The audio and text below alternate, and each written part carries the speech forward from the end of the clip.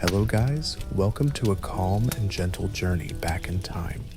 Tonight we will explore the world of a medieval blacksmith in a slow, soft narration. I invite you to get comfortable now, close your eyes if you like, and imagine yourself in a quieter age.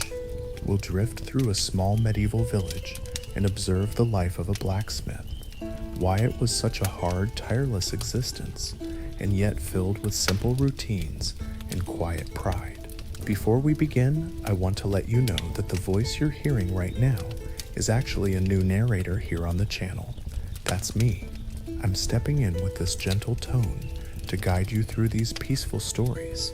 I'd love to hear what you think about this change. Do you like this new voice, or would you prefer the previous narrator?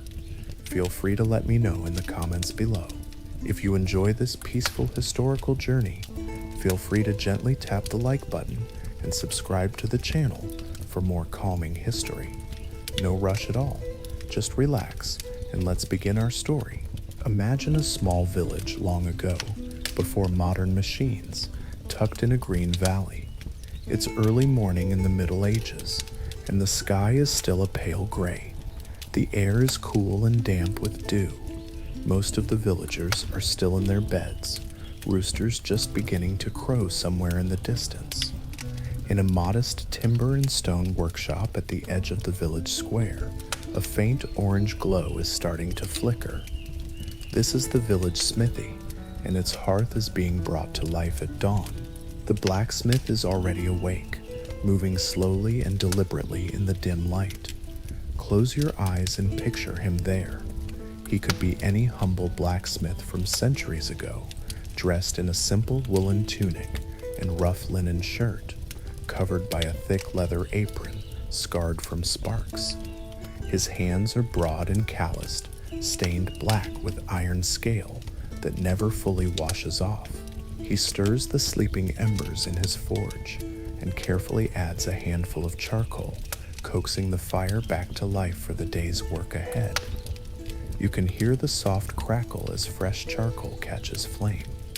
The blacksmith takes a long-handled bellows, two wooden boards with leather between them, and begins to pump it rhythmically. Whoosh, sigh, whoosh, sigh.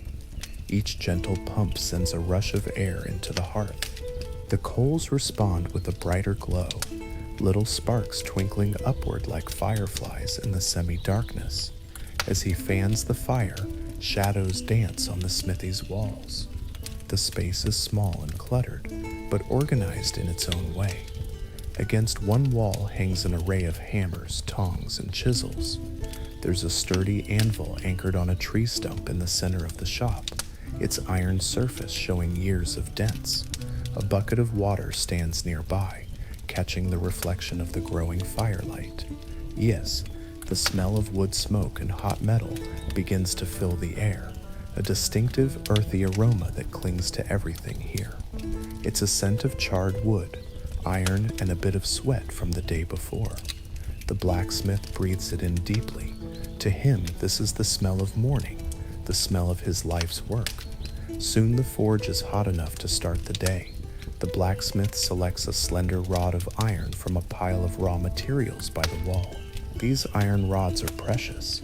Each one was smelted from ore and forged into bars at a distant furnace, then brought here at some expense. Iron is the lifeblood of his trade, and he never wastes a scrap. He places one end of the iron rod into the heart of the coals. With one foot, he steadily pumps the bellows, keeping the heat high. Thunk, whoosh, thunk, whoosh. The only other sounds are the early birds chirping outside and the crackling of the fire. As the iron heats, it turns from dark gray to dull red, then to a bright orange yellow. In this dim workshop, the glowing iron is like a small sun. The blacksmith judges the color carefully with experienced eyes. It tells him the iron's temperature. When it's a nearly white-hot color, he knows it's ready to be worked. He uses long tongs to lift the heated rod from the coals. Now imagine the first clear sound of morning, the ringing clang of hammer on metal. The blacksmith places the hot iron against the anvil and begins to hammer it methodically. Clang, clang, clang. The sound is sharp but steady, ringing out in the quiet dawn. Perhaps you find the idea of hammering loud, but from a distance it becomes almost rhythmic, a familiar pattern that villagers recognize as the day's work beginning. The blacksmith swings his hammer in measured strokes, not too fast, conserving his strength. Sparks fly off the hot metal with each impact, briefly illuminating the smith's face in warm light. He turns the iron and strikes again, shaping it gradually.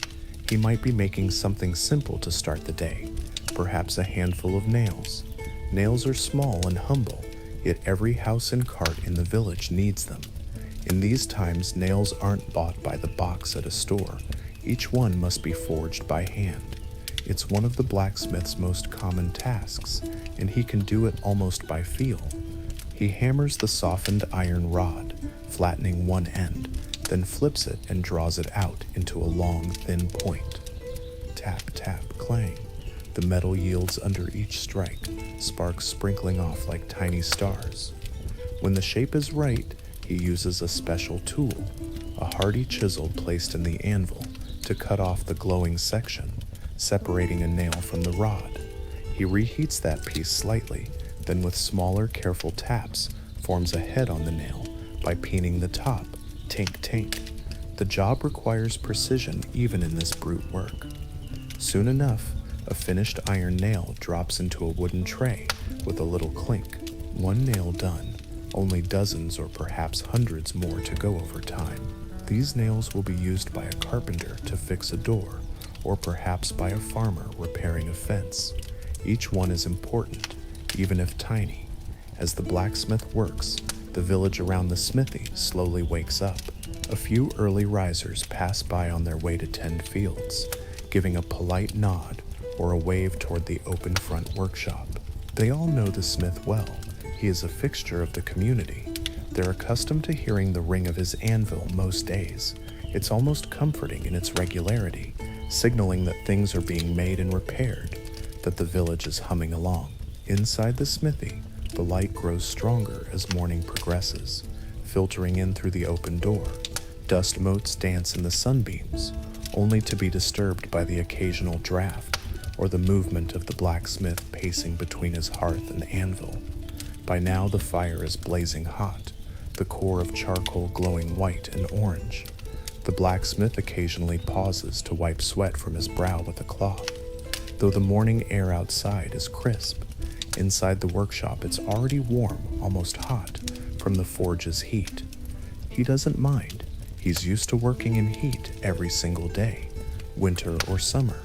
His skin, especially on his arms, is tanned and a bit leathery from years of this exposure, with a few shiny burn scars here and there, small marks left by flying sparks or accidental brushes against hot iron. Each scar has a story that he likely remembers, but he accepts these injuries as just part of the trade. Now the blacksmith moves on to another task. A farmer has left a broken plowshare by the smithy door earlier, a heavy iron blade that attaches to a wooden plow. It's cracked from hitting rocks in the field. Replacing it will be important before the next planting season. The blacksmith inspects the damaged plowshare carefully, running his fingers over the crack in the metal. He decides he'll forge a new one from scratch, using some of the precious iron stock. It will be hours of intense work, but the farmer will pay him with a sack of grain or a portion of the harvest later, which the smith's family will need. In a medieval village, money isn't always the main currency. Often people trade goods and services. The blacksmith might mend a plow in exchange for a few bushels of wheat or some cuts of meat at slaughtering time. It's an old and trusted system of barter among neighbors who depend on each other. To forge the new plowshare, the blacksmith must heat a larger piece of iron. He uses his tongs to place a thick iron bar deep into the heart of the coals.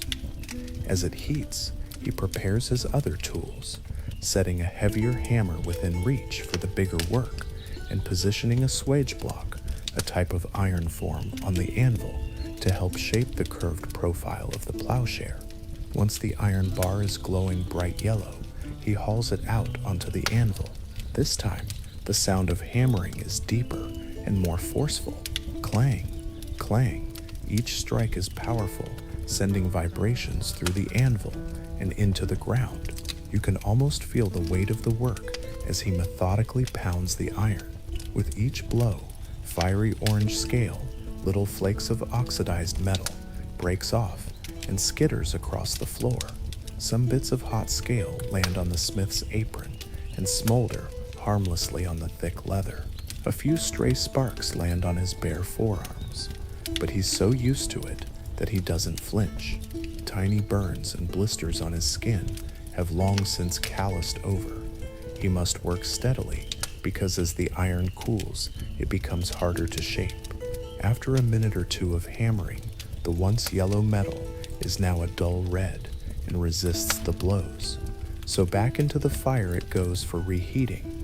A blacksmith repeats this cycle dozens of times a day. Heat, hammer, reheat, hammer, slowly coaxing the metal into the desired shape. It is laborious and time-consuming. Forging a single plow blade might take the better part of a morning or more. Yet the blacksmith is patient. This is what he was trained to do from a young age, and he knows no other way. There is no rushing the iron. It yields only when it's hot enough, and the smith must have the patience to wait for that exact moment, and the skill to act quickly before it cools again. As he hammers, you might notice the blacksmith's physique. Years of swinging hammers and lifting iron have made him strong. His arms and shoulders are muscular, perhaps one arm slightly more developed if he favors it for hammering. His grip is like iron itself, from constantly clutching tongs and tools. But this life has also taken a toll. His back might ache in the mornings until he warms up with work. He stands on his feet on a hard dirt floor all day, and by evening his legs feel weary. The heat and strain have etched lines into his face, even if he's not very old by our standards. Perhaps he's only in his 30s or 40s, but he appears older with soot in the creases of his skin and perhaps a stiffness in his movements. Many blacksmiths don't reach a very advanced age in these times. The work is just too taxing on the body. But for now, our smith endures, powered by habit and necessity, and maybe by a quiet pride in what he does. The village depends on him, even if they might take him for granted at times. Every metal tool, every iron object that the farmers and villagers use likely came from his forge.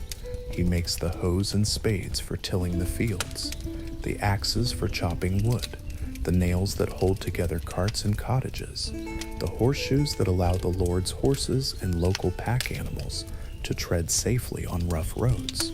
If a wagon loses an iron tire, the iron band around the wheel, it's the blacksmith who will reheat and refit it. If the wooden drawwell needs a new iron chain or hook, it's he who will forge it. There is always something needing repair or creation. In a way, the blacksmith's handiwork is all around the village, in every hinge on a door, every tool in a shed, every cooking pot hanging over a hearth. He made the iron handle and tripod for it. Though others might not constantly praise him, the blacksmith's importance is understood by all. Without him, their daily life would grind to a halt as tools broke and there was no one to mend them. This necessity is part of why blacksmiths in general were respected in medieval society. People might not fawn over them. They were still simple craftsmen, working-class folk, but a good smith was valued and, in a sense, somewhat secure in his livelihood. He would always be needed. Now, mid-morning light is filling the village. The blacksmith has finished forging the rough shape of the plowshare. It lies on the anvil, cooling to a dark gray, still steaming faintly. He will still need to sharpen and harden the edge, but that can wait a bit. He takes a moment to rest his arms. The hammer he used for that task is quite heavy, and hours of swinging it have left his muscles quivering slightly from exertion. He might drink some ale or water now. In fact, perhaps his wife or an apprentice brings him a cup to sip. Many blacksmiths had someone to help around the workshop. If he's a village smith with a family, his wife might occasionally step in to assist in small ways, drawing water, sweeping up the charcoal dust, or holding a tool. She might have even learned to do very basic forge tasks, like pumping the bellows or hammering simple items, though this is not very common. Still, there are records and images of a blacksmith's wife or daughter helping at the anvil, especially when extra hands were needed to keep up with work. In one medieval manuscript illustration, a smith's wife is depicted forging nails alongside her husband, suggesting that necessity could draw women into the craft in a pinch. Perhaps in our little scene, the smith's wife doesn't actually hammer iron, but she supports him by keeping the household running, bringing food, and even managing the business side, like taking orders or dealing with customers when the smith is too busy. If the blacksmith has children, maybe a young son hovers at the doorway, watching his father with wide eyes. Boys often followed their father's trade, and if the smith has a son of suitable age, maybe 10 or 11 years old, he might already be learning the basics. You can imagine the boy eagerly fetching tools or quenching small pieces of hot iron under careful supervision. It's a harsh environment for a child, hot, noisy, and potentially dangerous. But in those days, learning a trade young was seen as the surest path to a stable future. The boy might one day inherit the forge if he proves able, continuing the family tradition. In fact, many surnames today like Smith come from exactly this.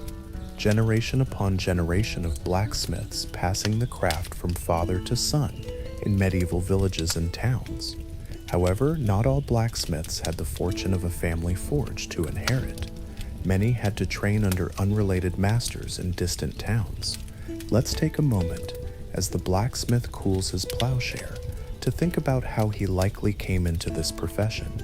In medieval times, becoming a blacksmith meant years of training in a system called apprenticeship. Picture our blacksmith not as the seasoned craftsman he is now, but as a boy of maybe 12 years old.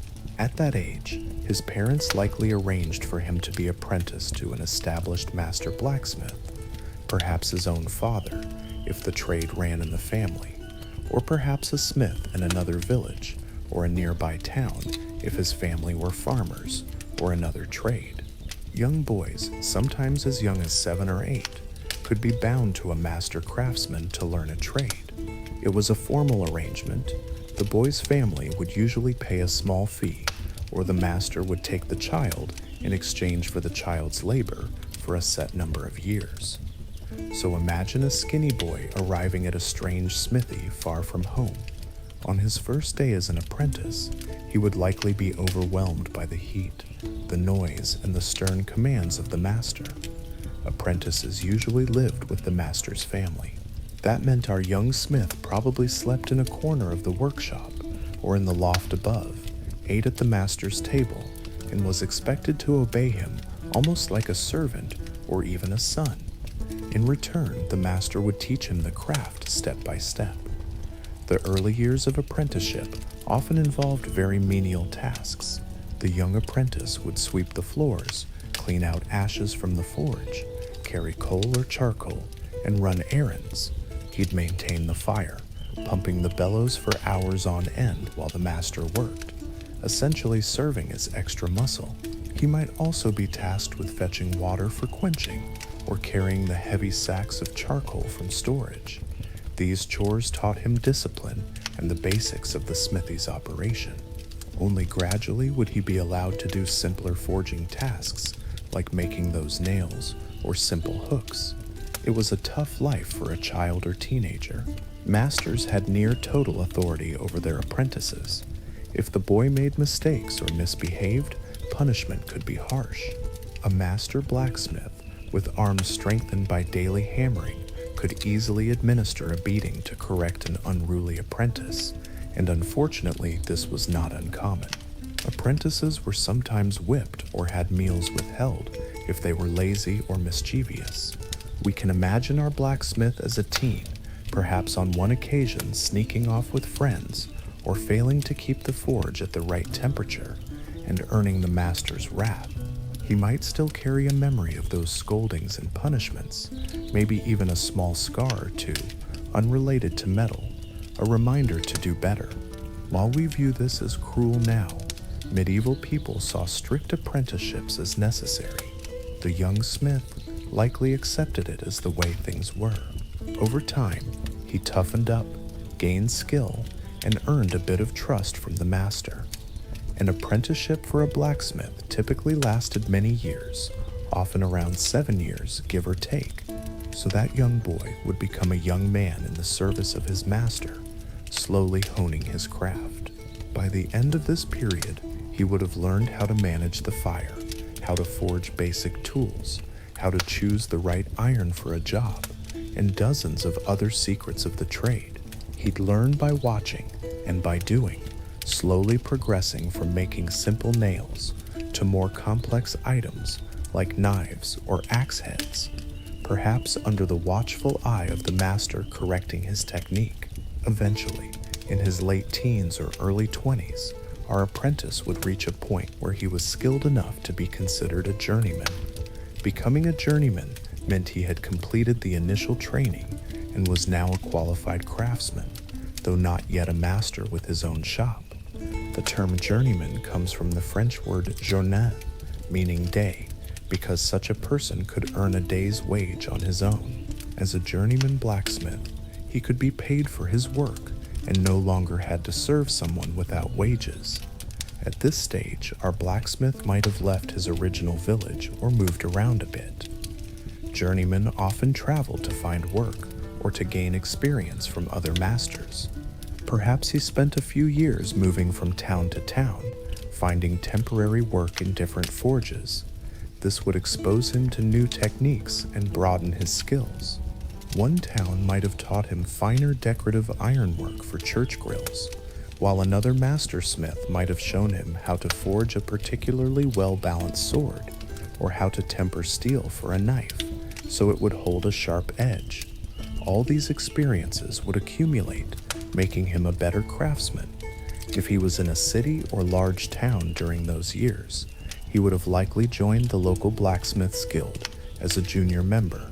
Guilds were very important in medieval cities. Picture an organization somewhat like a union or a professional association, made up of all the blacksmiths and related metalworkers in that city. The guild set rules for how the trade was practiced. They might dictate the prices for common items so that no smith undercuts another. They maintained standards, ensuring that no one sold shoddy goods that would ruin the reputation of all smiths. They also controlled entry into the profession, limiting the number of apprentices a master could have at one time, for example, to prevent too many smiths flooding the market. In some cities, guilds were powerful and had considerable influence in local government. Blacksmiths in such places might march in parades for the town's feast days, or contribute collectively to civic projects, like making iron components for a new church or town gate. The guild often had a patron saint, Saint Clement. The patron of blacksmiths and metalworkers was popular, as was Saint Eligius in some regions. On the saint's feast day, blacksmiths might have a holiday, attending a special mass together, and then holding a small feast, maybe even with some playful traditions like contests of strength or skill at the anvil. One can imagine our blacksmith as a young journeyman in a city, enjoying a rare day off on St. Clement's Day, November 23rd each year, sharing a tankard of ale with fellow smiths, and singing old work songs in honor of their craft and their saint. It was perhaps one of the few times they could relax and bond, knowing the forge would be cold that day. But eventually, to truly make it in the trade, our blacksmith needed to become a master. That was the highest rank. A master blacksmith could own his own forge, take on apprentices of his own, and be a full member of the guild, if in a city. Achieving master status was not easy. It usually required producing a masterpiece, an exemplary work that showed off one's skill to the guild officials or master craftsmen. This could be a particularly well-crafted sword, a complex lock with fine mechanism, or perhaps a set of ornate wrought iron gates, depending on the specialty. The candidate might spend months or even years perfecting this piece. In some places, there were also requirements like minimum age, or years of experience, or even an oral exam of sorts about the trade's rules. If the guild or masters approved the work, the journeyman was elevated to master. Often there was a ceremonial aspect, maybe a special banquet, or his name inscribed in the guild records. He might then be allowed to open his own shop. In the case of our blacksmith, let's imagine he succeeded in his 20s to become a master. Perhaps his masterpiece was a sturdy yet elegant iron church door hinge, beautifully curled at the ends into floral patterns, which impressed the guild examiners. Or if he spent more time in a rural area, perhaps his masterpiece was less formal. Maybe he simply gained enough local respect and a steady clientele, and with no other competition around, he effectively became the village's master smith by default. Not every region had strict guild oversight. In small villages like the one we're in now, a blacksmith might work more freely, with guild rules being something more relevant in the cities. So now here he is, a full-fledged blacksmith, likely in his mature years, operating his own forge in this quiet village. He has been through the long learning process, and the knowledge resides in him like second nature.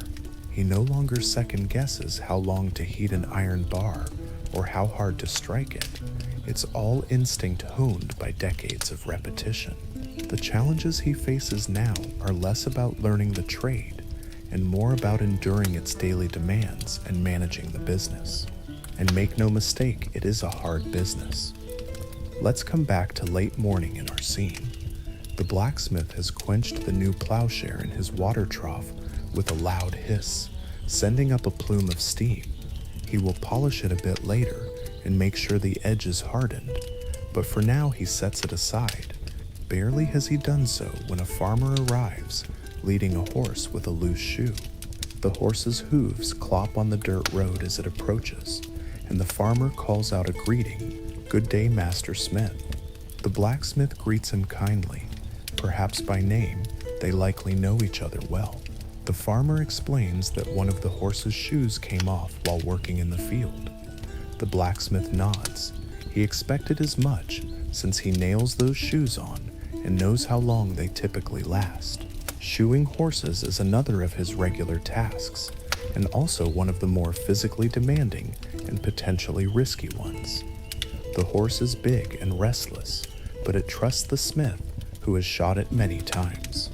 Our blacksmith gathers his farrier tools, a hoof pick to clean the hoof, a raps to file it, nails, and a hammer specifically for driving in those nails. He soothes the horse with a low voice and pats its flank gently. Horses can sense the calm confidence of a good farrier. The blacksmith lifts the horse's leg and rests the hoof between his knees, bending over in what is an uncomfortable pose if held too long. He quickly cleans out dirt from the hoof and inspects it. The old shoe is missing entirely, lost in the field likely. He'll need to fit a new one. He has pre-made horseshoes of various sizes hanging on the wall. Horseshoes were often made in advance in standard shapes, then adjusted to fit. He selects one that looks right for this horse's foot and reheats it briefly in the forge. Normally, he could shape it cold if minor tweaks are needed, but a hot shoe is easier to shape, and also the heat will sterilize the hoof when he fits it. Once the horseshoe is hot, not red hot but enough, he places it against the horse's hoof to check the fit. When hot iron touches the hoof's horn, a dramatic thing happens. It smokes and sizzles, giving off an acrid smell of burning keratin. You might think this hurts the horse, but actually, a horse's hoof, if trimmed properly, has no feeling in the outer horn, just like our fingernails. The smoke billows up for a moment, and the horse stamps slightly at the strange sensation, but this quick burn actually helps create a level, custom fit, and cauterizes the surface. The blacksmith then nails the shoe on. He takes special nails, sharp and beveled, and hammers them through the holes in the shoe from the bottom so they exit out the side of the hoof wall. Tonk, tonk, tonk. Each nail goes in at a precise angle so it doesn't pierce the sensitive inner part of the hoof. This too requires experience. A wrong angle could lame the horse, so he is careful and practiced. The nails peep out of the hoof side, and he bends and snips off the tips, clinching them so they hold tight. The horse now has a firm new shoe. The farmer looks on appreciatively. He might not pay with coin right now. Perhaps he'll owe the smith a favor or some produce later, but he profusely thanks the blacksmith. A good horse is crucial for the farmer's work, and keeping it shod is something only the smith can do. The farmer leads his horse away, the new shoe clinking slightly on the stones, and the blacksmith watches them go, maybe allowing himself a small smile of satisfaction that the animal trots soundly again. This scene of shoeing horses was incredibly common. In fact, blacksmiths who specialized in shoeing were sometimes called farriers, and in later centuries, farriery became a somewhat separate profession, focused purely on horses' hooves and health. But in a medieval village, the blacksmith is the de facto horseshoer for all local horses, mules, and oxen. Oxen, too, sometimes wore iron shoes, though different in style. Shoeing could be dangerous as well. One ill-tempered or scared horse could kick. Many smiths ended up with broken ribs or limbs from a horse's kick, at least once in their career. Our blacksmith, if he's lucky, has only minor bruises from close calls and knows how to handle the animals gently. He likely has a way of tying or holding the horse to keep it calm, maybe a helper to hold the bridle.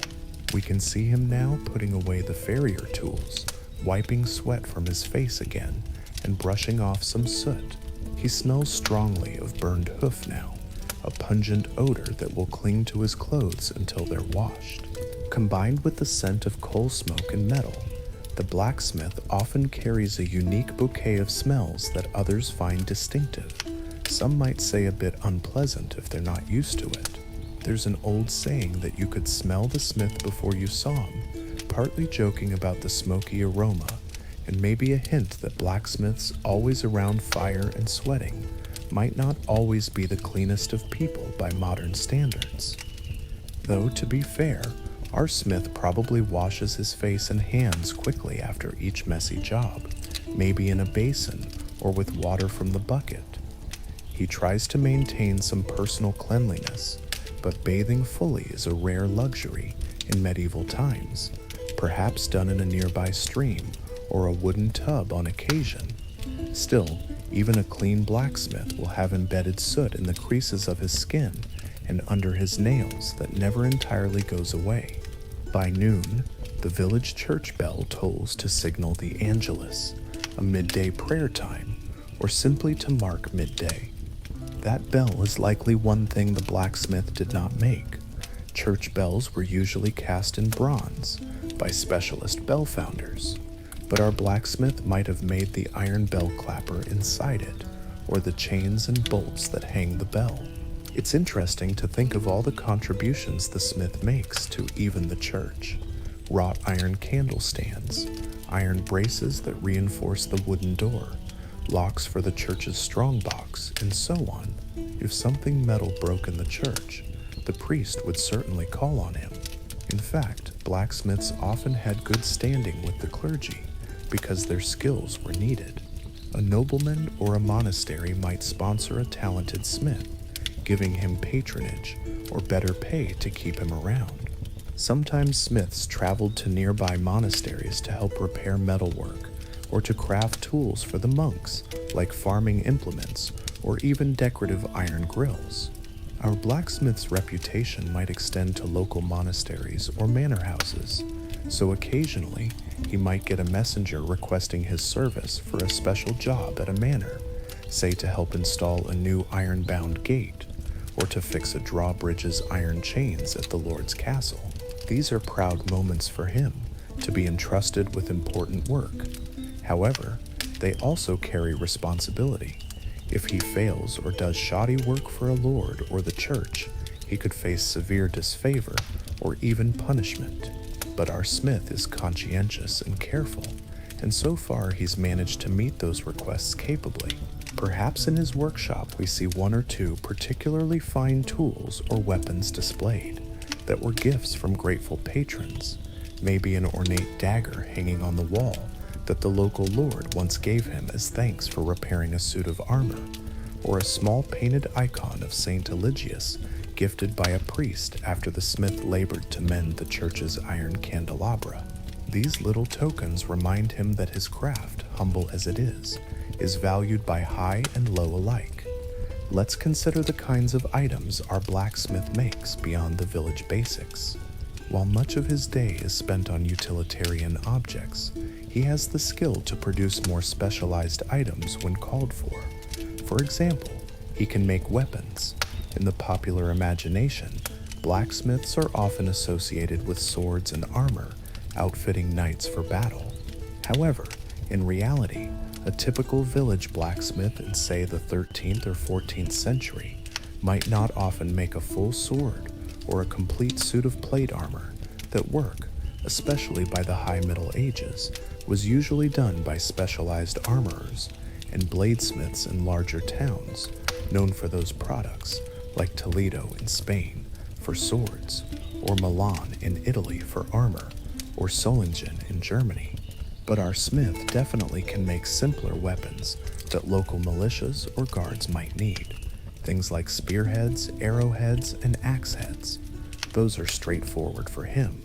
If the local lord calls up the peasant levy for defense or a minor campaign, the blacksmith will be very busy churning out dozens of arrowheads, perhaps by a simple repetitive process, heating iron rods, hammering them to a flat point, cutting them off, and quickly shaping them into triangle or bodkin forms, then hardening them in water. He might also forge crude short swords or long knives, what we'd call daggers, to arm a few men, though they may be more like heavy machetes than the elegant knightly swords of legend. In earlier medieval periods, say the 9th or 10th century, a local smith might have been responsible for making even the finest swords, pattern welding the iron and steel together. But by the later medieval period, fine sword making was often a specialty of its own. Still, any blacksmith was generally capable of basic bladesmithing if needed. Our blacksmith perhaps has at least one decent sword in his workshop that he's working on, or has worked on, maybe for the local manor's guard, or a traveling mercenary who requested it. He might be hammering out the rough shape of the blade, then will grind it on a grindstone and heat treat it. For the heat treating to harden the steel, he must heat the blade to a critical temperature and then quench it quickly in water or oil. It's a dramatic process. The blade, as long as his arm, heated to a bright orange, plunged into a barrel of water with a furious hiss and eruption of steam, the metal transforming its internal structure to become harder. If done improperly, the blade could warp or even crack with a startling ping, its delicate work disguised in sweat and fire. The blacksmith mutters a small prayer as he quenches a blade, perhaps a quick invocation of Saint Dunstan or Saint Clement to grant a steady hand and good luck. Saint Dunstan, especially in England, was a legendary figure who was once a blacksmith and is said in folk tales to have shod the devil himself.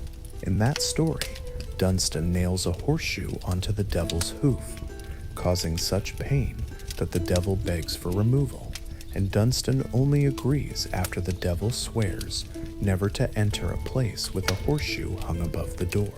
It's a quaint myth explaining the origin of the lucky horseshoe tradition. Our blacksmith likely heard that tale from someone, or even saw it in a manuscript illumination. It might give him a secret smile, thinking how in legends blacksmiths were clever enough to trick demons.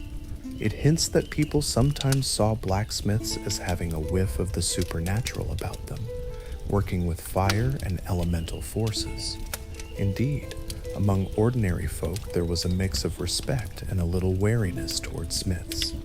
The smith's forge at night, with sparks flying in the fiery glow, must have looked to some like a place of magic. The smith took raw, earthy rocks, iron ore, and transformed them into strong, gleaming tools and weapons, a sort of alchemy of everyday life. They controlled fire and iron, elements that in older pagan times were imbued with mystic importance. There were even superstitions that blacksmiths knew spells or charms, that the ringing of the hammer could ward off evil. Some believed that the blacksmith's ability to tame fire gave him insights into other mysteries. It wasn't entirely benign either. In some places, a particularly antisocial or odd smith might be accused of dark magic or witchcraft. Though rare, there are stories of blacksmiths in late medieval or early modern times being tried for sorcery, especially if some misfortune befell the community and people looked for someone to blame. The vast majority of smiths were not persecuted. They were too useful and generally well regarded, but they lived somewhat apart in terms of their work's nature. Our blacksmith, fortunately, is a friendly soul and devout enough, likely attending church every Sunday with his neighbors, making sure no one has reason to spread ill rumors about him. But he knows a few old rhymes and charms whispered among smiths, like how to whisper to a newly forged sword to drink and never dull when quenching it in blood-warm water, or a quick sign of the cross he makes when he first lights the forge fire each day, just to ward away any mischievous spirits that might dislike iron. There was a belief that spirits and fairies fear iron. These are small, half-serious habits that link back to the mystical side of his otherwise practical craft. Let's return to the flow of the day. It's midday or afternoon now. The blacksmith has had a brief rest, maybe taken a bit of bread and cheese for lunch, washed down with small ale, weak beer that people drank daily in those times. Despite the day's fatigue accumulating in his body, he still has jobs to finish. One local housewife stops by with a broken kitchen knife, the tip snapped off when chopping bones. She asks if he can fix it. He examines the little knife. It was probably made by a cutler in a town, but he can grind a new point on it and sharpen it, extending its life. "Come back tomorrow, it'll be ready," he says softly, and she thanks him, leaving the knife in his care. Add it to the list. There are always these small fixes to do. He might gather a few such items and do them in a batch, perhaps using a grindstone, a large stone wheel turned by hand or foot that sits outside his shop to sharpen blades.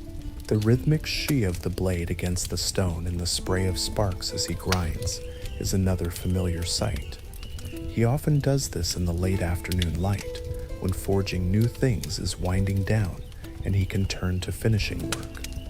In the corner of the smithy, there's also a crude lock he's been repairing for the town mill. The mill's door has an iron lock whose key got lost long ago, and the miller asked him to forge a new key and get the lock working again. Locksmithing is a delicate subset of the blacksmith's art. It requires small files and patience to make the internal wards and key bits align. Our blacksmith can manage simple locks, but he's not a specialist. In bigger towns, locksmiths form their own guilds because lockmaking can become quite intricate and high status. Some locks were ornate and highly secure, guarding treasures or vaults. For a simple village barn or mill lock, though, our smith has the skill. He has taken the lock apart. The metal plates are held by rivets, which he carefully knocked out and studied its mechanism. By trial and error, he files a piece of iron into a working key that turns and lifts the internal latch. It's slow, fiddly work compared to hammering a plow, almost like doing a puzzle. Perhaps he enjoys the mental change of pace. Finally, he succeeds. The lock clicks open and shuts smoothly with the new key. He will deliver it tomorrow to the miller, who will likely pay in sacks of flour or grain. Throughout the day, villagers pop in and out, some just to chat or warm themselves by the forge if it's a chilly day, others on business. A young plowman comes in with a request for a new iron bracket for his wagon. The blacksmith listens, nods, and later, when time permits, cuts a piece of iron, heats it, and shapes a sturdy little bracket with holes for nails. It's a quick job for someone of his experience, maybe taking half an hour, but to the plowman, it means his broken wagon will be usable again to haul hay. The smith likely charges a modest fee, perhaps a couple of pence, small silver coins if coinage is available, or more likely, he'll just add it to a running tally of favors and trades. Village economies often ran on trust. He knows when he needs firewood in winter, that plowman will remember and bring him some. Or if the smith's roof needs rethatching, the farmer whose tools he fixed will come help.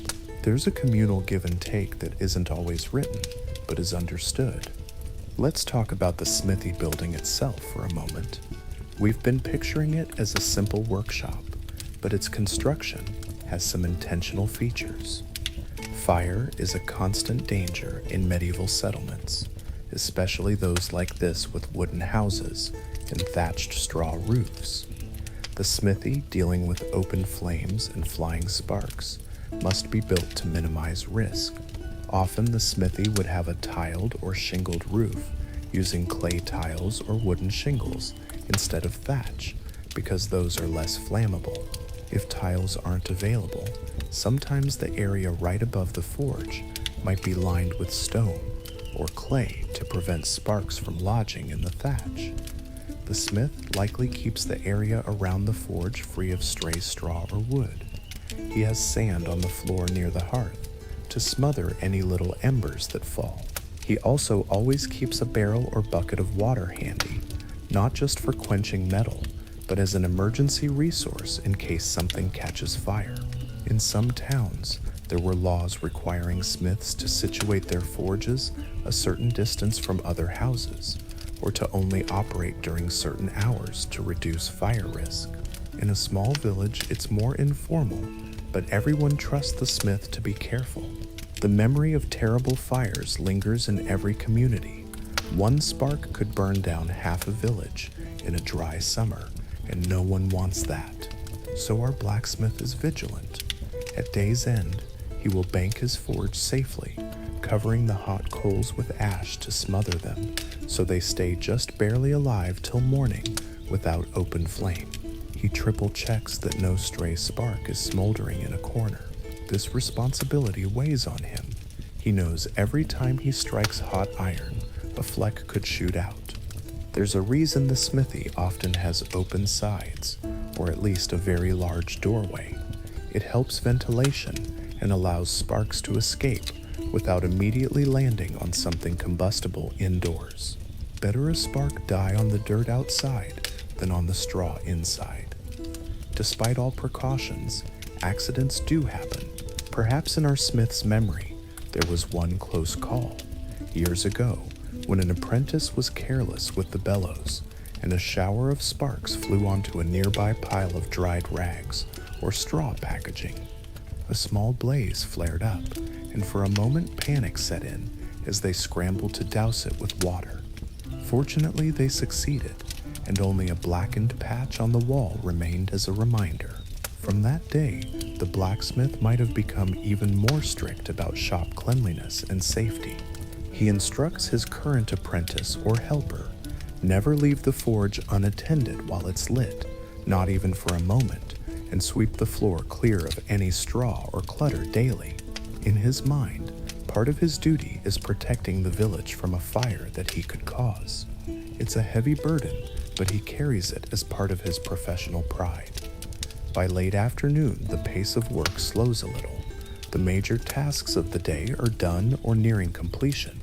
The blacksmith uses the remaining heat of the forge to do some lighter work, perhaps making a few more nails to replenish his stock, or finishing that repaired kitchen knife by giving it a good sharpening. The constant loud hammering has subsided, and now one hears occasional lighter taps or the sound of metal being filed or ground. This is a slightly more peaceful time in the smithy. The glow of the forge is a bit less furious, allowed to cool a tad since no huge piece is being heated. The smith might be humming softly to himself, a monotonous little tune that matches the rhythm of his filing. His ears ring a bit from the day's clamor. In fact, decades of hammering have probably dulled his hearing somewhat. It's common that older blacksmiths don't hear very well, especially the high-pitched sounds, after so many years of the anvils ringing. People might joke in the tavern that you have to shout at the smith from his left side because he's half deaf. Our smith doesn't mind the teasing. He'll just smile and point out that at least he doesn't have to hear the miller's constant gossip as clearly as others do. Let's consider the smith's social life. Outside of work, who is he in this village? Blacksmiths often held a unique social position. They were crucial to the community, which earned them respect, yet their work was dirty, noisy, and to an outsider, perhaps a bit off-putting. He spends so many hours in his forge that he may not socialize as much as, say, a baker who sees customers each morning, or a tavern keeper who chats with everyone. The blacksmith's interactions during the day are mostly transactional. Fixing this, making that, but there's camaraderie too. People trust him with their tools and thus with their livelihoods. This trust can translate into a sort of quiet respect. Maybe the village elders always include him in important discussions, like planning the construction of a new bridge or organizing defense against bandits, because they know his practical mindset and because he often has the tools to implement such plans. However, he might also be somewhat isolated socially. The forge's demands mean he cannot just leave for long stretches to attend festivals or fairs unless he closes his shop. He might rarely travel except to get supplies of iron or charcoal a few times a year, while others gather on religious feast days or market days for extended celebrations. He might slip away early because the forge fire needs tending, or because he's simply exhausted from the week's labor. In church on Sundays, he stands among his fellow villagers, like an equal, but perhaps you'd find he sits near the back, not out of shame, but because that's where he could lean his tired frame against the wall, or because he arrived a bit late after making sure his forge fire was safely out. People greet him politely, maybe with a bit of formality, calling him Master Smith if he's a guild-recognized master, or just out of respect for his skill. He's not wealthy, but he earns enough to pay the modest town taxes and to contribute to the church's upkeep now and then by providing ironwork or a bit of coin. If the village has any form of local council, or if decisions are made in the manor hall by the lord and community representatives, the blacksmith might be invited, or at least his opinion sought on matters of infrastructure, since he often physically builds or fixes communal things. In some towns, as history records, skilled craftsmen could even become councilmen or aldermen. For instance, in certain German cities in the 14th century, blacksmiths and other master craftsmen gained seats on the town council as their economic importance grew. They proved themselves not just brawny hammer swingers, but savvy in trade and community affairs. Our village is smaller, but within his sphere, the blacksmith holds a bit of local esteem. On the other hand, due to the messy and loud nature of his work, there might be small social frictions. Perhaps his neighbors complain occasionally about the constant clamor or the smoke from his forge if it blows into their cottages.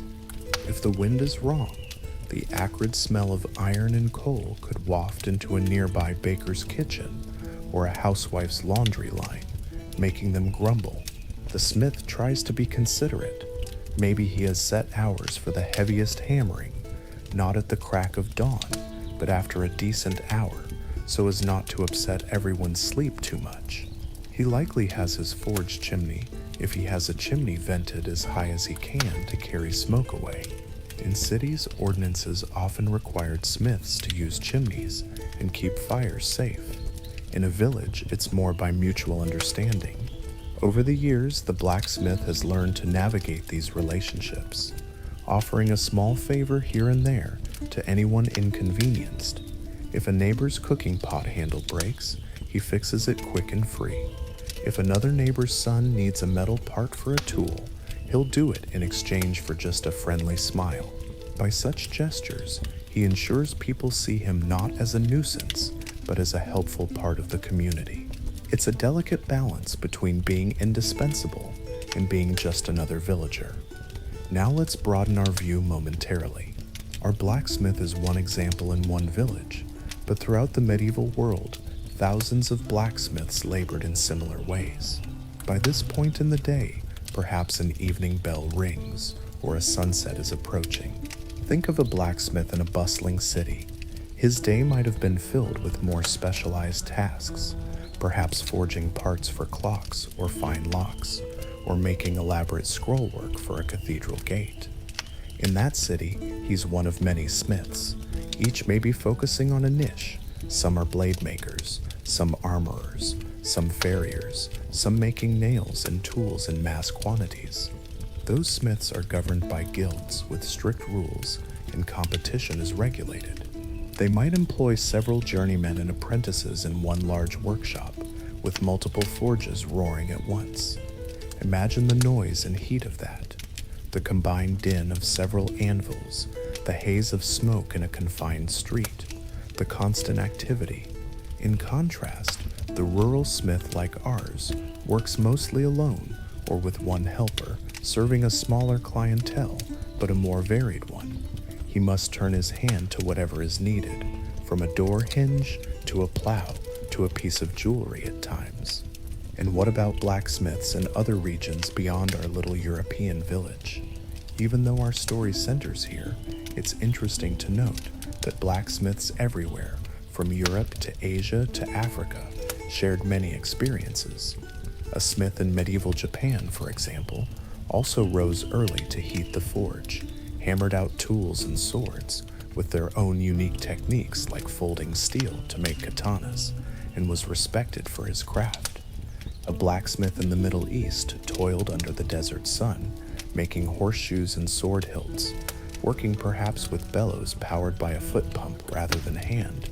Despite cultural differences, they all dealt with fire, iron, and strenuous work. In fact, the fundamentals of blacksmithing changed little across the world for centuries. The technology remained quite basic but effective: charcoal fires, bellows for air, anvils, hammers, tongs.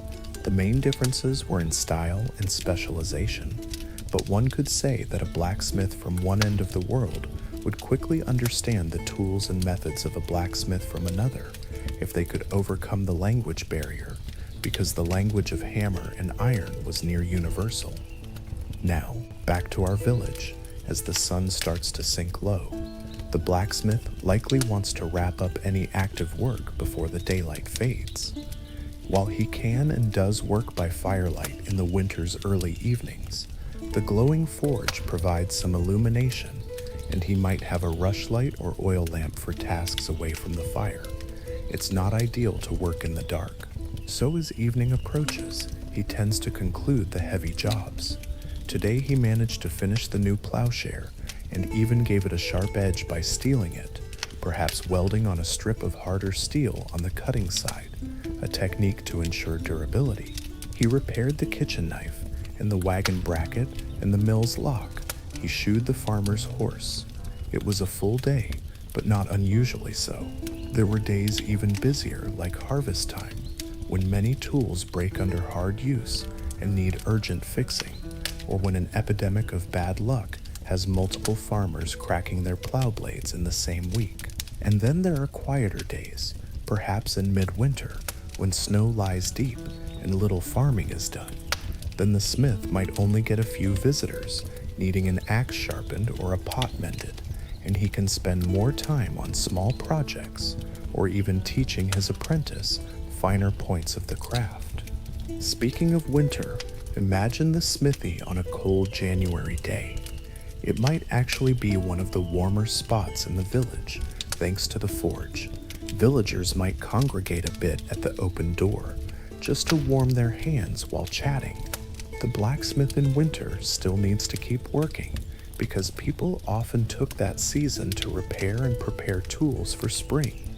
He might make a good stock of nails, horseshoes, and other fasteners during the slow months, so that come busy season, he's ready. However, winter could also mean trouble sourcing materials. Charcoal making, usually done by colliers in the woods, might be slower. Iron shipments might be delayed by snow. The blacksmith has to manage his supplies carefully to not run out. Charcoal especially is his fuel and lifeblood. He likely has stacks of charcoal stored somewhere dry. Charcoal itself was made by slowly burning wood in a low oxygen environment, often by specialists in the nearby forest. The blacksmith might trade metal goods for sacks of charcoal if coin is scarce. And iron, he cannot smelt iron from ore himself efficiently, though in very early medieval times, some smiths did small-scale smelting in bloomery furnaces. By later medieval period, smelting was often a separate industry, so he purchases wrought iron bars or blooms that arrive from regional ironworks. These might come a few times a year by cart or riverboat. Getting good iron is crucial. Poor quality iron full of impurities will give him headaches with cracking and excess slag. He learns which sources of iron are best. Perhaps the iron from a certain region is purer and more malleable, and though it costs more, it saves time and produces superior products. On lean years, he might have to use every bit of scrap he can scrounge, melting down old broken tools, reworking rusty iron. Fortunately, iron is endlessly recyclable by forging. He never throws away metal. Even the tiny scraps and filings might be collected to sell to itinerant scrap dealers or to add to a melt if there's ever a need. In medieval times, nothing useful is wasted. As evening falls, the blacksmith winds down the forge. He stops adding new fuel and lets the fire collapse into a heap of glowing embers, which will slowly cool overnight under ash. The roar of the flame quiets to a gentle crackle. The anvil finally stands silent. The smith removes his apron, now even more sooty and sweat-stained than it was in the morning, and hangs it on a peg. He might wash his hands and face in a basin, scrubbing off the worst of the grime. The water quickly turns black with soot as he rinses. He combs back his hair, perhaps singed a bit at the edges from stray sparks, and puts on a cleanish outer tunic if he's heading home or to the tavern. Before leaving, he does a final walk around. Tools are hung up or put in their proper place. A mislaid tool could be hard to find by tomorrow, or could even cause an accident if left underfoot. He checks the forge, rakes ashes over it to smother the remaining coals. A faint red glow might still peer through, but that's okay as long as it's contained. The workshop now is dim except for that faint glow, and maybe the last rays of twilight coming in. In this half-light, the smithy looks almost peaceful. The shadows of tools on the wall, the anvil a sturdy silhouette, a few wisps of smoke drifting from the hearth.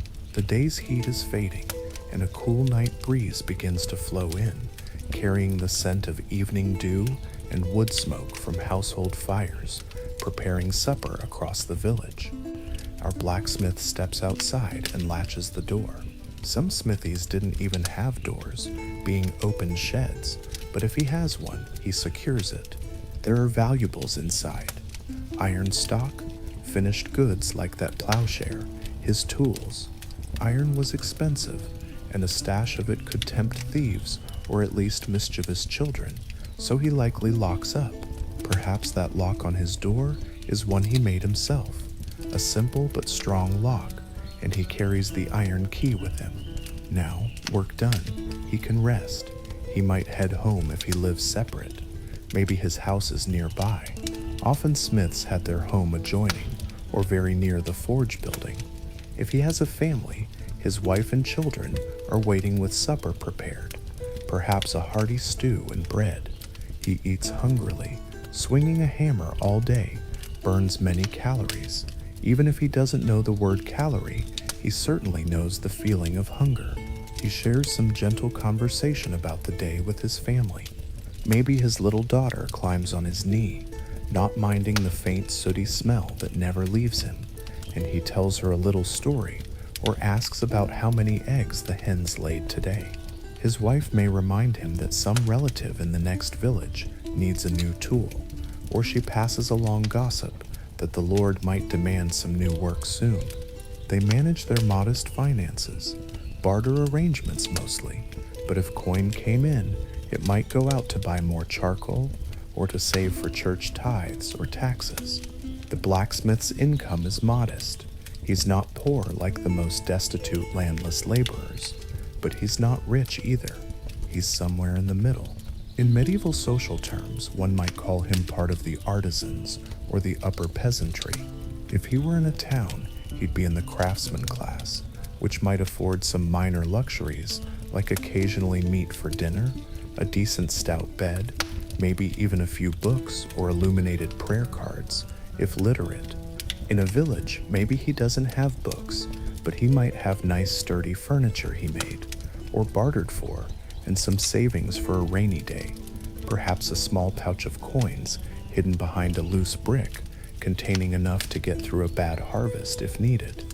After supper, if it's not too late, or if he isn't too tired, the blacksmith might stroll to the local inn or tavern for a mug of beer and some companionship.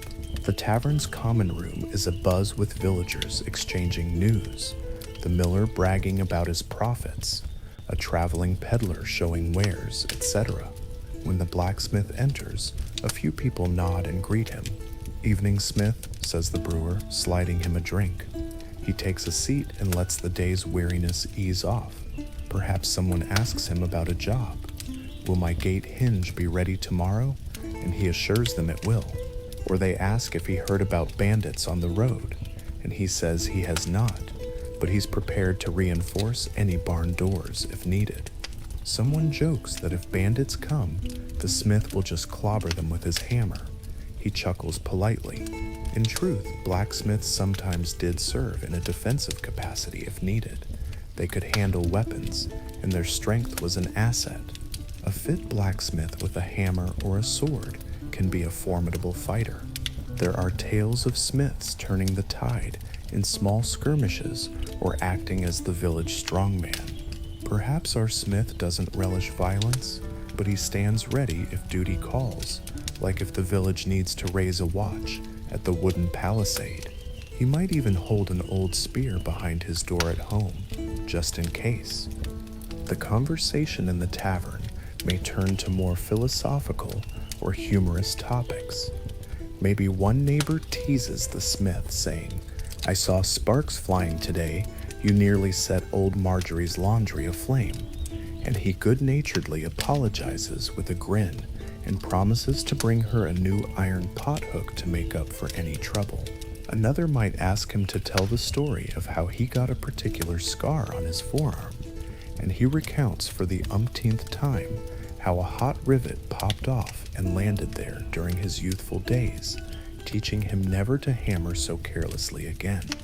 These little anecdotes make him something of a storyteller, and he might share knowledge too, maybe advising younger men on how to handle their tools better, or reminding folks of the guild rules he learned in the city about fair pricing and honest workmanship.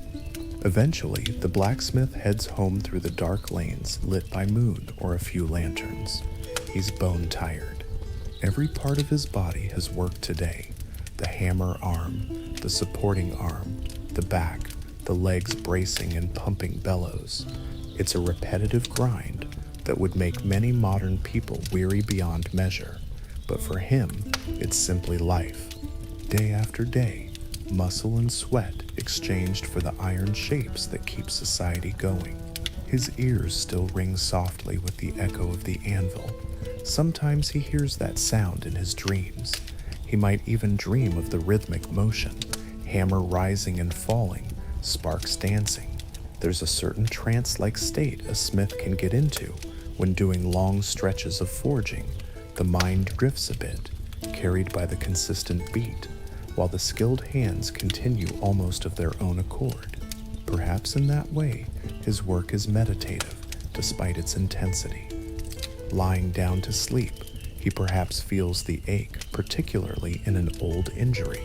Many blacksmiths have some chronic pains, a shoulder that acts up, or maybe a knee made sore from years of bracing, and perhaps from that one time a horse kicked. Our smith might quietly groan as he stretches out on his simple straw mattress, easing the kink in his lower back. His wife might massage his arm a little, knowing it often cramps. He's grateful for that comfort. Before sleep, maybe he whispers a prayer, thanking God for a safe day at the forge. No accidents today, no fires, no serious injuries, and asking for strength to do it again tomorrow. He prays for steady hands, for good business, so he can feed his family, and for the protection of his patron saint. If he has a little devotional image of St. Clement or St. Dunstan by the bedside, he glances at it. It's reassuring to think a saint, who was also a metal worker, is watching over all smiths. Then the blacksmith drifts off to a well-earned sleep, while across the village the night watchman might hear the faint cooling ticks of metal from the closed smithy as the forge fully dies down. Now, our narrative has looked closely at one day in life of this blacksmith, but we should also gently reflect on the broader arc of such a life. Year in, year out, it's a cycle of toil that changes slowly with the seasons and with the eras. Over years, the blacksmith accumulates knowledge and little innovations. Medieval technology changed gradually. Perhaps during our smith's lifetime, a new kind of bellows became available, the double-action bellows that can blow continuously without a pause. When he first installed one, replacing his old single-chamber bellows, he marveled at how much easier it was to keep the fire hot. Or maybe he heard of water-powered hammers being used in a distant city's workshop, a big hammer lifted and dropped by a water wheel, making the forging of large pieces like trip hammers or flattening sheets more efficient. That might not exist in his village, but knowledge of it spread. If he's curious, he might travel one day to see a larger ironworks in action. Imagine him visiting an early blast furnace site that's emerging in the 15th century, seeing how they smelt larger quantities of iron into cast iron. It's a different world.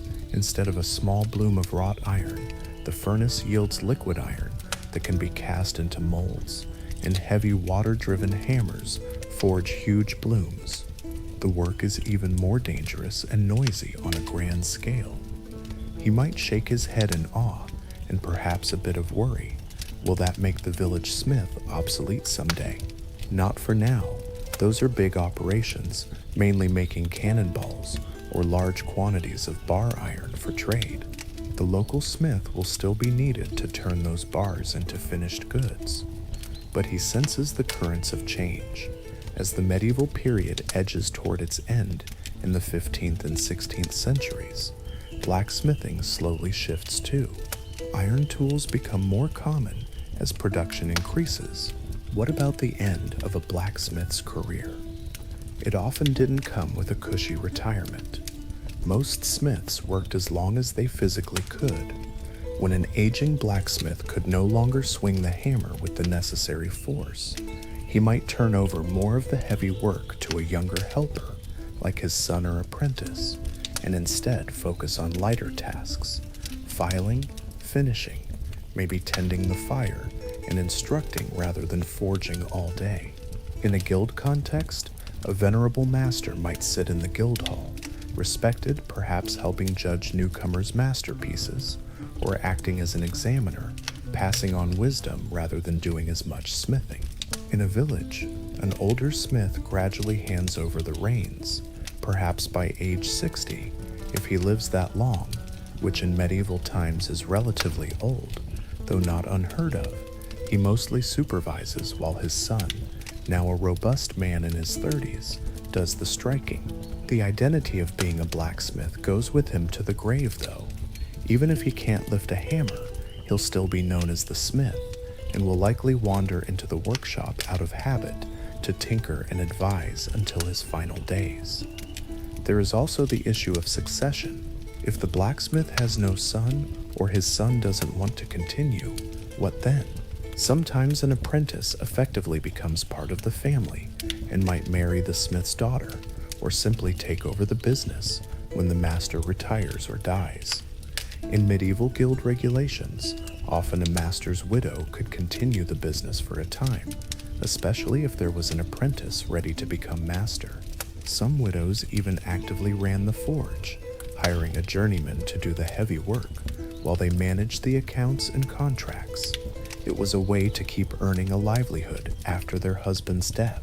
So you might have had occasionally a mistress smith operating, although she might not swing the hammer herself frequently unless she was trained to. But necessity could make it happen.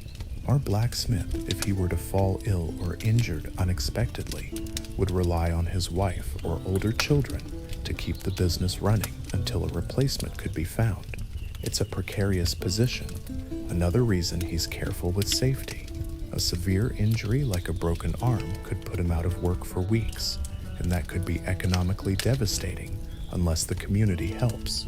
Often villages would help an injured smith because they need him back in shape soon. Perhaps they'd do a collection of food or help to tide his family over, knowing it's in everyone's interest.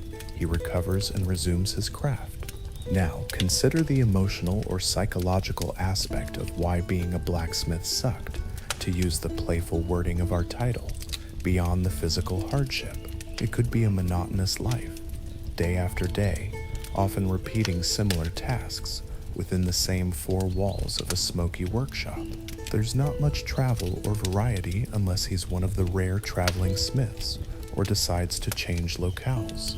Some people may have dreamed of more glamorous callings or seen the world beyond, but a blacksmith was largely rooted in his community, needed there almost like a public utility. In some sense, he might feel a bit stuck. If he lived in a small village, his social circle was limited. His chances for learning new things or seeing new faces might be less than, say, a merchant or a soldier. The routine could wear one down, and the constant noise could be mentally fatiguing as well. Nowadays, we talk about occupational stress or hearing damage. He wouldn't have words for that, but perhaps he notices he's more short-tempered on days when the clanging never let up, even for a moment. Maybe that's why he enjoys the quieter tasks or the winter's slower pace as a relief. Another factor, inconsistent income. While a blacksmith always had something to do, the profitability could ebb and flow. Some seasons he was flush with goods, the barn full of wheat he got paid, or extra coins from a big order from the Lord. Other times, especially if a famine or plague struck the area, people couldn't pay him much. He might have extended credit to struggling farmers, only to see them still unable to pay later. That could put him in difficulty if he needed to buy iron or coal and had no coin. In such times, he might appeal to the Lord or a wealthy patron to stake him supplies, or he might have to pawn something. Guilds in cities sometimes had funds to support members in hard times. In a village, it's more informal, so financially it wasn't a very secure job, though usually more secure than a small peasant farmer's lot, since tools are always needed. But say a war ravages the region, or a band of soldiers comes through and steals all the metal, or the villagers flee, then a smith could be ruined too. Perhaps he's mindful of that and tries to keep a small stockpile of iron and a hidden reserve of coins for emergencies. We should also consider how the blacksmith balances this labor with any leisure or family time. We touched a bit on tavern visits and home life. He likely works 6 days a week, as Sunday is a day of rest by Christian law and also the guild rules, if any would forbid work on Sundays and holy days. On those off days, he can do things like maintenance on his equipment or just rest his body, attend church, and spend time with family. Perhaps Sunday afternoons he might play a game of bowls or join others in some simple recreation. Maybe he carves wood a little as a hobby or interest, or does some minor farm work in a garden. Blacksmiths often had small holdings too, a garden or a pig, etc., to supplement their income, so he might on a free day fix his fence or tend to a pig. It's not exactly lounging relaxation, but it's a change of pace.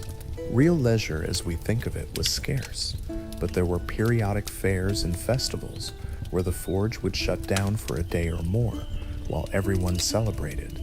The smith would go out with his family to enjoy the festivities, perhaps watching a mystery play or cheering at a local tournament or contest.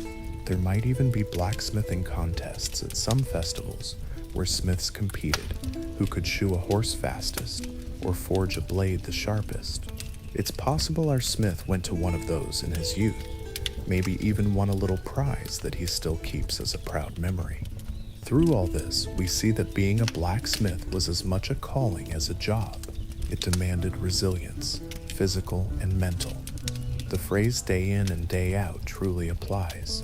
Many days were likely very similar, routine setting in heavily. Some people thrive on routine, others might feel trapped.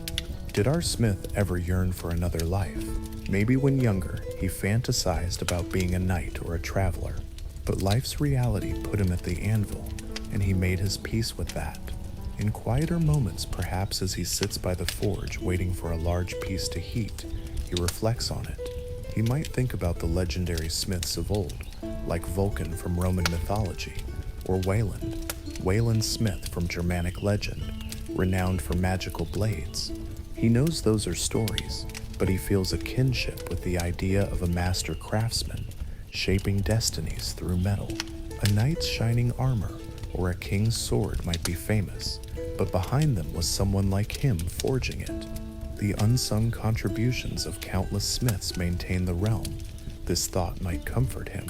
He might not receive accolades or titles, but every time a farmer brings in a great harvest, thanks to tools that didn't break, or a soldier returns alive because his sword and armor held up in battle, somewhere a smith's handiwork played a part. In fact, maybe on occasion our smith gets tangible tokens of gratitude. We imagined earlier a noble giving him a gift. Perhaps once the Lord came in person to thank him for quickly refitting dozens of arrowheads when bandits threatened. The Lord might have given him a small bonus, or allowed him rights like gathering wood from the Lord's forest without fee. Those marks of favor are meaningful. They signal that even the highborn recognize the smith's role. As we approach the conclusion of our gentle tale, let's picture one more scene. A year or two later, a small change in the village. The blacksmith's apprentice, that young boy who was sweeping floors, is now a strapping teenager. Under the smith's guidance, he forges his first proper tool, a shovel head perhaps. The blacksmith watches carefully as the youth hammers, occasionally intervening to correct a form or to adjust the fire. When it's done, and the shovel head is as good as any the master would have made, the blacksmith pats the apprentice on the back, a rare broad smile on his face. He might even let slip a quiet, "Well done, lad." That praise means the world to the apprentice. It's a rite of passage. It reminds the older smith of himself years ago, and he feels a swelling of pride and relief.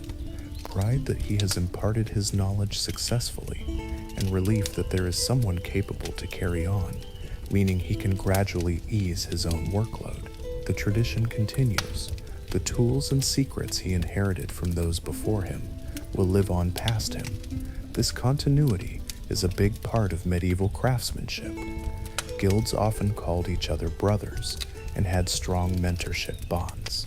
Even if our village smith isn't in a big guild, he has that sense of family in his craft. The ringing of the anvil is like a heartbeat that goes on through generations. It's poetic, in a way, to think that from the earliest times humans learned to work iron, there has been an unbroken chain of blacksmiths passing down this knowledge by hammer and hand, right through the medieval era and beyond. Finally, let's think about the gap between the popular image of a blacksmith and the reality we've explored. Many imagine the blacksmith as a heroic figure, hammering legendary swords, perhaps talking with kings or slaying dragons with a hammer. Folklore often elevates the blacksmith to a mythical plane, as we noted, but in truth, the blacksmith's life was mostly humble and routine. The magic was in the transformation of metal, but it came at the cost of sweat, burns, and long hours. To say it sucked to be a medieval blacksmith is to gather all these hardships we've outlined: the blistering heat of the forge, the deafening noise, the physical exhaustion, the risk of injury, the social isolation at times, and the constant requirement to perform skilled labor without modern conveniences. There were no power tools, no electric fans or ear protectors, no synthetic gloves, just muscle, skill, and a few simple tools. It took a special kind of endurance to do that every day, often from childhood until the end of life. And yet, within that tough life, there was a certain fulfillment.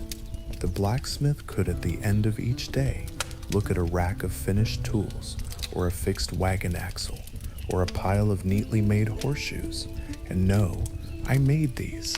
They will help my neighbors. They will last maybe years or decades. In a time when life was precarious and many labors, like field farming, could be wiped out by a flood or famine, the blacksmith's products had a permanence. An iron tool might be passed from father to son. Some iron artifacts from the Middle Ages survive even now in museums, a testament to the smith's work outliving the smith himself. So there was a kind of immortality through craft. The blacksmith perhaps subconsciously took pride in that durability. Each time he stamped or marked an item with a personal touch, some smiths would put a little maker's mark, like a symbol, on their better work. It was like signing a quiet signature that might endure long beyond them. As our story winds down, imagine visiting that village smithy one last time at twilight. The door is ajar, and inside you see the faint glow of leftover embers. The silhouette of the blacksmith is there, as he says a few final words to his apprentice, perhaps giving instructions for tomorrow. The evening star twinkles above, and the sounds of crickets begin to chorus. The village is calm. Smoke curls gently from cottage chimneys. The forge's smoke has ceased, its chimney dark. The blacksmith steps out, locks the door, and walks down the lane. His figure is strong, but maybe with a slight limp or stiffness after the day's labor. He pauses and stretches, looking at the sky, maybe gauging if tomorrow's weather will be fair for work. Rain can be an inconvenience if the roof leaks or if people don't come. He then heads home, disappearing into the dimness. In the silence now, one can still almost hear echoing in the imagination the ring, ring, ring that filled the air earlier. It's become part of the village's very atmosphere, like a heartbeat that stops only when the smith sleeps. So why did it suck to be a medieval blacksmith? In summation, it was physically grueling, often hazardous, and relentless. The heat could be oppressive, the labor backbreaking. A smith's lungs breathed in smoke and fine particles day after day. His ears heard ceaseless clamor. Injuries, burns, cuts, smashed fingers were almost a given at some point. The training was long and often harsh, requiring almost a decade of one's youth. The guilds imposed strict rules and limited freedoms for city smiths, while village smiths had to rely on their community's needs and could be economically vulnerable. Socially, smiths were respected, but also somewhat set apart, their work mysterious to some, their schedule keeping them tied to the forge, while others mingled freely. There was little glamour in the day-to-day beating out of nails or mending of pots, far from the romantic image of forging heroic swords. And upward mobility was very limited. A master smith might become moderately prosperous or civically important, but he'd never join the nobility or high clergy. His status was capped in the working stratum of society. His body, in the end, likely wore out faster than some of his peers. Arthritis in the hands, chronic back pain, damaged hearing, eye trouble from years of staring at red-hot metal. Some smiths likely developed eyesight issues or cataracts earlier from the intense glare and strain. All these were the toll the craft took. Yet within this hard life, we also found the meaningful aspects, the pride of craftsmanship, the essential role in society, the continuity of tradition, and the personal satisfaction of creation. The blacksmith might not ever be wealthy or famous, but in his community, he often held a place of quiet honor. People would remember how, during the flood, he worked all night to forge nails for rebuilding, or how he generously fixed things for the church without charge. There is an old proverb: if a man is called to be a street sweeper, he should sweep streets even as Michelangelo painted. The medieval blacksmith lived that ethos. He hammered iron diligently, creating objects as well as circumstances allowed, sometimes turning out items of surprising beauty amid the utilitarian demands. A well-forged axe head might have a simple elegance, a balanced form that speaks to an aesthetic instinct as well as a practical one. Some blacksmiths even did decorative ironwork, grapevine motifs on a gate, or a wrought iron cross for a church. Those were labors of love that broke the monotony of plain tasks. In the gentle closing of our narrative, imagine perhaps one of the blacksmith's creations that gives him a hint of pride when he passes by. The village church has a wrought iron weather vane atop its steeple in the shape of a rooster. He forged that vane many years ago as a special commission from the priest. Every time he looks up at it catching the morning sun, he feels a small glow of accomplishment. It's almost like a part of him is up there watching over the village. That rooster has turned in countless winds, survived storms, and still endures, just as the blacksmith endures daily at his fire. Now, as you lay here listening to this quiet account, perhaps you can still hear the imagined faint echo of the hammer, or feel the warmth of the forge fading into night. It's time for rest in our story, as it is for the blacksmith. He sleeps, and you can picture the village falling into deep quiet, lit by moonlight and the occasional flicker of a hearth through cottage shutters. The tools in the smithy lie where he left them, cooling and awaiting the morning when they will be taken up again. The cycle will continue, the fire will be kindled, the bellows will sigh, the hammer will ring. Another day in the life of a medieval blacksmith will dawn, much like the last, demanding the same strength and perseverance. Though it certainly sucked in many ways to be a medieval blacksmith, it was also a life of purpose and craftsmanship, woven into the very fabric of medieval existence. With this understanding, we leave our blacksmith to his well-earned sleep, and perhaps you too are ready to drift into restful slumber. The story of iron and fire, toil and skill, has been quietly told.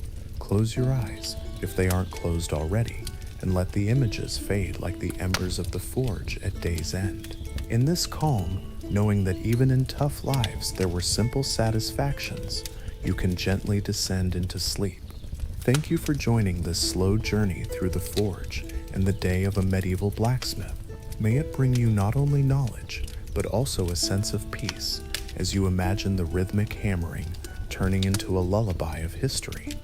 Have a good night and sleep well.